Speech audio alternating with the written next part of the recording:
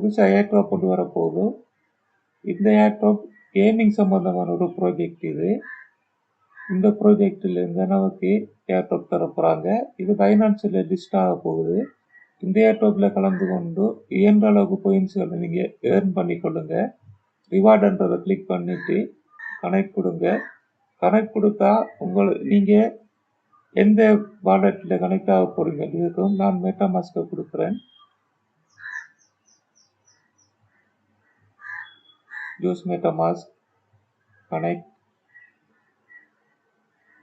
நீங்கள் இதில் காட்டுற எந்த வாலெட்டையும் யூஸ் பண்ணிக்கொள்ளலாம், உங்களோட விருப்பம். நான் இப்போ தான் லாகின் ஆகினபடியாக எனக்கு பாயிண்ட்ஸ் 0 காட்டுது. நம்ம எடுக்கிற பாயிண்ட்ஸ் எல்லாம் அந்த இடத்துல காட்டும். இப்போ ட்விட்டரை நம்ம இதில் ஆத்தோரைஸ் பண்ணணும். அதுக்கு கோவை கிளிக் பண்ணுவோம். ஆத்தோரைஸ் அப் அதை கிளிக் பண்ணணும். இப்போ பாருங்க, இந்த டாஸ்க் கம்ப்ளீட் ஆயிட்டுது. இதுக்கு 300 பாயிண்ட்ஸ் வந்திருக்காங்க. அந்த 300 பாயிண்ட்ஸ் இந்த மேல் இருக்குது.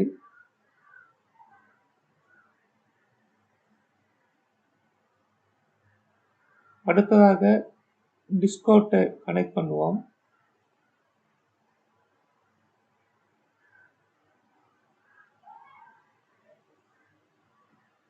ஸ்க்ரோல் பண்ணிட்டு கீழே வந்துட்டு கொஞ்சம் ஸ்க்ரோல் பண்ணா சரி, ஆத்தோரைஸை கிளிக் பண்ணுவோம். இது கொடுத்ததுக்கு அப்புறம் இந்த டாஸ்க்கும் கம்ப்ளீட் ஆயிடும். இதுக்கு 100 பாயிண்ட்ஸ் தந்திருப்பாங்க.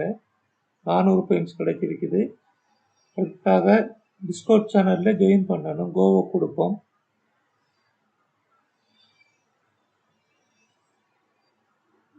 அக்செப்ட் இன்வைட்டை கிளிக் பண்ணணும்.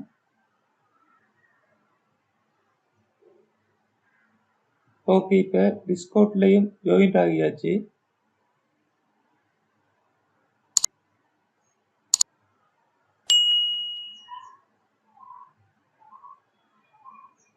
இப்போ பார்த்தீங்கன்னா நமக்கு மொத்தம் 600 பாயிண்ட்ஸ் கிடைச்சிருக்குது. ஏர்ட்ராப் தரக்குள்ள இந்த பாயிண்ட்ஸ்களை தான் கன்வெர்ட் பண்ணி தருவாங்க. அதை நம்ம யூஎஸ்டிடியாக மாற்றிக்கொள்ளலாம். இந்த ஏர்ட்ராப் பைனான்ஸில் கிடைக்க சான்ஸ் இருக்குது.